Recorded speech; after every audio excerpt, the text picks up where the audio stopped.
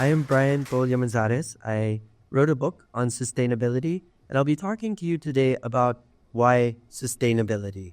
So, why sustainability? Why is this the talk that I'm going to be giving to you today? Because it was the question that I was asked when I decided to take my master's back in 2017. So when I went abroad to New York to study at Columbia, my family asked me, why sustainability? My mom was like, you're already in New York. Why didn't you decide to take your MBA? Well, Mom, first and foremost, I'm a pol sci major. But second, because I felt that there was something that I needed to do for my country. You see, the Philippines is very susceptible to climate change, and I felt that I needed to go abroad to study what I could in the best institutions, in the best universities, and bring that back home to the Philippines. And at the time when I was applying, there was only about 5 schools that really had good climate related courses for their masters. And among them, only one really specialized in climate policy. This was communicating climate science to policymakers, whether they be corporate or they be in the public sector. But Columbia University had a climate and society program. And just so you understand how few there were of us trying to specialize in this, in our class, there were only 20 plus of us graduating. And that was our entire batch. And for me, coming from a country like the Philippines, where we're faced with climate change problems on a daily basis, like for example, right now, just so you know how climate vulnerable we are, we have earthquakes, we have volcanoes, we have typhoons, 20 a year. Right now, in the Negros region, there's a volcanic eruption that just took place, and 87,000 of our fellow countrymen have been evacuated from their households and affected. So definitely, it's something worth looking into. And really, I'll be talking to you about why sustainability. Why did I write this book? Because not every Filipino gets a chance to go abroad and study. So what I wanted to do is I wanted to take everything that I had learned there and bring it back home. But what I realized while I was studying there was everyone was writing about the Philippines. Yeah, all of my professors were talking about Pagese. It's actually Pagasa. But our Weather and Science Bureau here.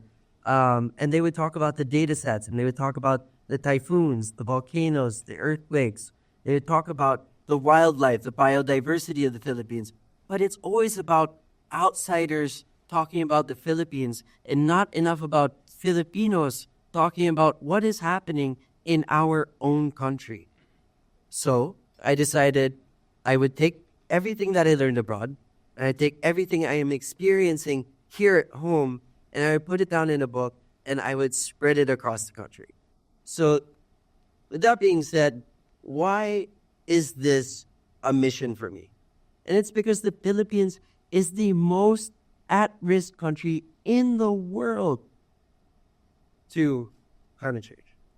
And you might think, well, maybe it's a one-off. Actually, no. For the past 3 years running, it has been the most climate vulnerable country in the world. And the thing is, when I wrote my book back in 2020, I started 2018, finished 2021, published in 2022. The thing is, my research showed that we were still the second.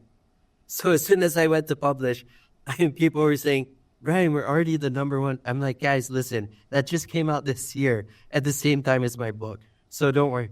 In the next volume, we'll definitely edit that. But my point is, it is a major problem. And it's something that I feel people should really look into. Just so I can get a feel of this room, who here believes that sustainability is the number one issue in the world right now? All right. Keep that in mind, because as we go on, at least for you guys here who are Filipino, I'll ask that again. So there are 3 things that I feel are major issues when it comes to sustainability here in the Philippines. All of you know the Philippines because of our beautiful beaches.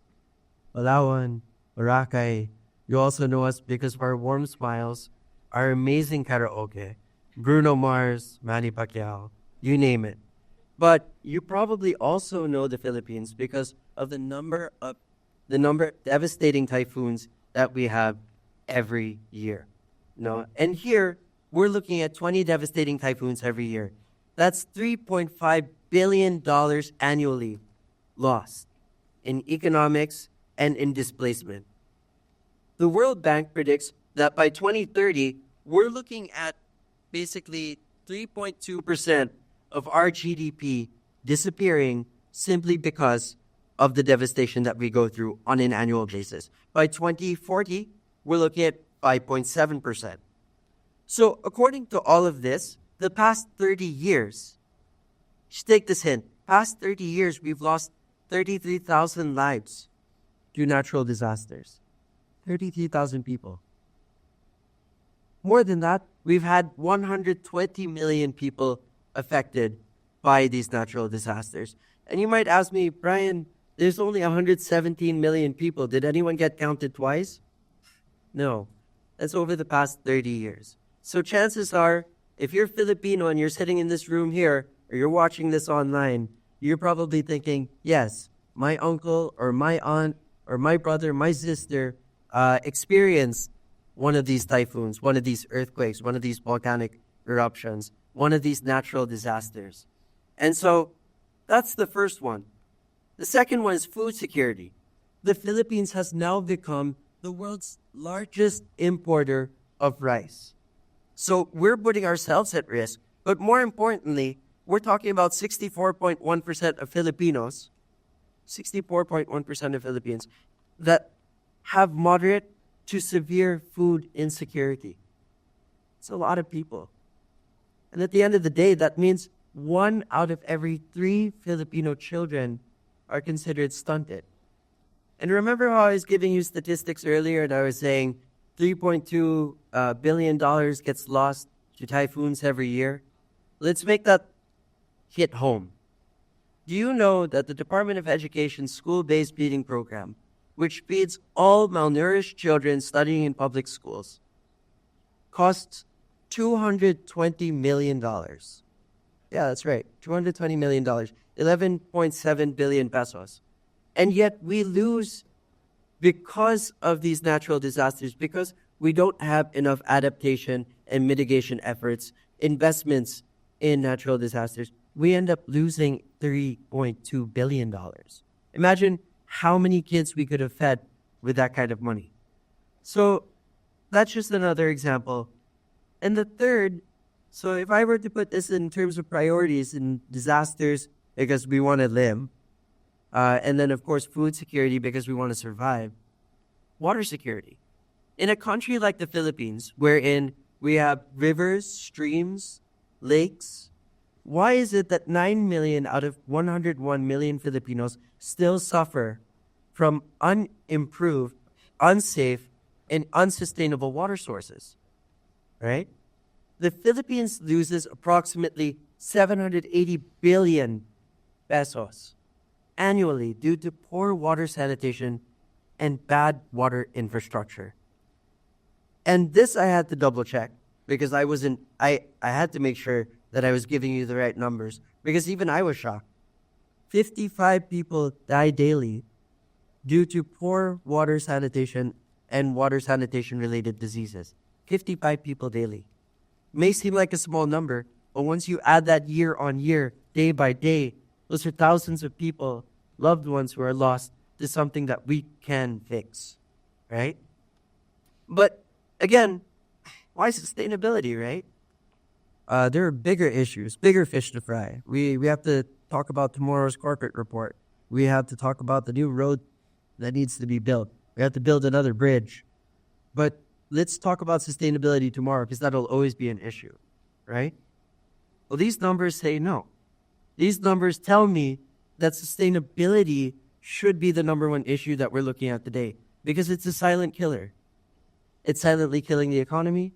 It's silently killing our people. It's something that we have to invest in today if we want our kids to have a better tomorrow. But what's being done. So for us in the Philippines, just last week, I don't want you guys to get the impression that we Filipinos are not doing anything. We're actually doing a lot. In fact, some of the best legislation and climate-related policy in the world actually comes from the Philippines.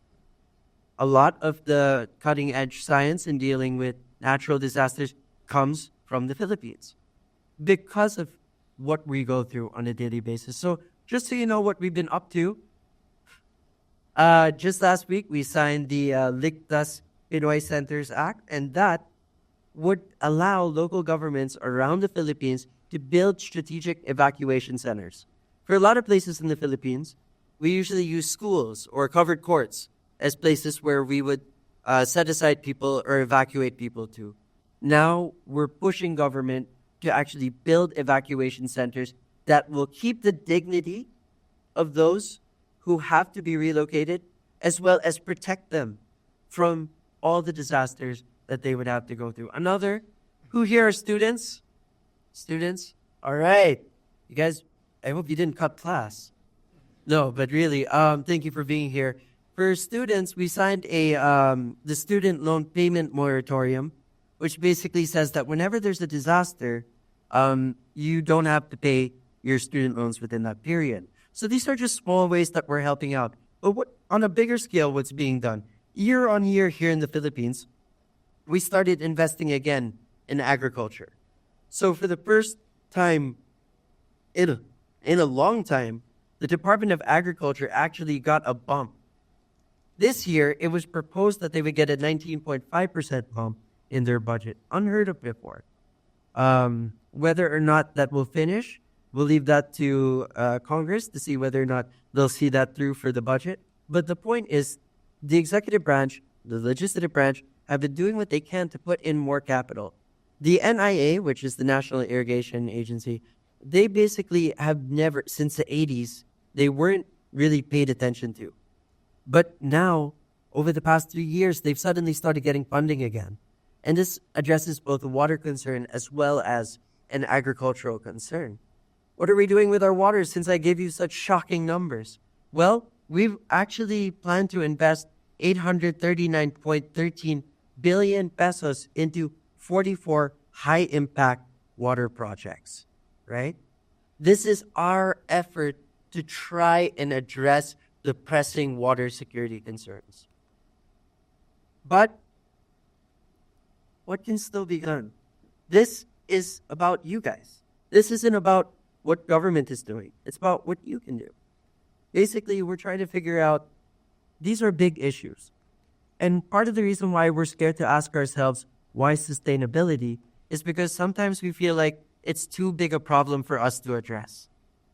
And while I do want to say, do more sustainable practices at home, use less single-use plastics, ultimately, what I need your help with is I need your help pushing for policy that will make a difference, at least for us here in the Philippines. And if you guys like it back home and you'd like to push for similar laws or policies, please feel free. Look at what we're doing here. Replicate it in your countries. But for us, here are 3 good things that you guys can champion. One is the Department of Disaster Resilience. Anyone who has ever been in a typhoon situation here in the Philippines can attest to this. When people come to the ground, there are multiple heads. There are the social welfare workers who are giving us aid. There are the local authorities trying to shepherd us from one place to another. Coast Guard gets involved. The Office of the President helps also. Individually, local government officials chip in. But there's no centralized agency. And the problem with that is, it's a problem today, but none of these people are really preparing or training for tomorrow because it's not the sole purpose of their agencies. They're not hiring people whose specialization is really just to deal with climate change, natural disasters, mitigation efforts, adaptation efforts. It's one of their skill sets, but it's not their priority. But with an agency, its only focus would be to prepare for these disasters. And with $3.2 billion being lost to this every year, I think we can justify an agency having its own budget so that it can help Filipinos. Instead of pooling funds from different places, it has its own dedicated budget to saving lives and to protecting the next generation. Next is the Department of Water Management. For those of you who aren't familiar with the Philippines, we have over 30 agencies in the Philippines actually trying to address water concerns. This means overlapping authorities, etc. But ultimately, it means the consumer or the Filipino loses out because of poor water services and no clear direction as to where to bring water over the next 5 to 10 years. So, a Department of Water specializing in the management of our water sources gives us the opportunity to not just take care of our population, but to also move forward and hopefully provide water for others. And the last is the Young Farmers and Fisherfolk Act. Because we have to make farming and building the agricultural backbone sexy again. And I really mean that. We have a program that we've been working with the Department of Agriculture on. It's called the Binhi ng Pag-asa program. And in this program, we train agripreneurs. We convince young people to invest in agriculture again. And we give them the best training. We give them updated techniques. We give them funding. And we start them off on their program. And the amazing thing is, around 80% of all the students who have undergone that program stayed in agriculture, continued to feed their families and communities, and realized that it was actually profit generating. So it's a mindset that we need to change. We have to show people that taking care of our agricultural backbone, taking care of the country, can be profitable, can be sexy again. So with that, climate is changing. Don't be alarmed. I know I threw a lot of numbers out there, but Filipinos are resilient. We got this. But more than that, now ask yourselves, why sustainability? So for those of you I asked earlier, who here believes that sustainability is the number one problem that we have to address? Raise your hand. All right, for those of you who didn't raise your hand, I'll be back.